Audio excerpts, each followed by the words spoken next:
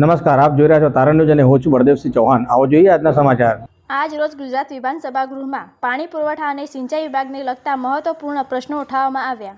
માલપુર તાલુકાના તળાવ ભરવા યોજાયેલા લોકાર્પણ કાર્યક્રમમાં મુખ્યમંત્રી શ્રી ભૂપેન્દ્રભાઈ પટેલ સાહેબ તથા માનનીય મંત્રીશ્રીને આમંત્રણ પાઠવવામાં આવ્યું। મહી નદી આધારિત ફેઝ 2 યોજના માટે રૂપિયા 502 કરોડની મંજૂરી આપવા બદલ માનનીય મુખ્યમંત્રીશ્રી તથા માનનીય મંત્રી શ્રી ઈશ્વરભાઈ પટેલ સાહેબનો આભાર વ્યક્ત કરવામાં આવ્યો। માલપુર તાલુકામાં સિંચાઈ સુવિધા મજબૂત બને તે માટે ઉભરાણ વાત્રક કોલોનીથી ભેંપોડા રોડ, સાતરડા રોડ અને વિનાયકનગર રોડ માટે માગણી કરવામાં આવી। આ ઉપરાંત વાત્રક નદી ઊંડી કરવા ખેડૂતોને માટી લઈ જવાની છૂટ આપવામાં આવે તેવી માગણી કરવામાં આવી તેમજ પ્રાંત વેલ ડેમ પૂર્ણપણે ભરવામાં આવે તે અંગે પણ રજૂઆત કરવામાં આવી। વિસ્તારના ખેડૂતોને પૂરતું પાણી મળી રહે અને સિંચાઈ સુવિધાઓમાં વધારો થાય તે માટે સરકાર તાત્કાલિક પગલાં લે તેવી માગણી કરવામાં આવી। રિપોર્ટર વનરાજસિંહ ખોટ સાથે તારણ ન્યૂઝ।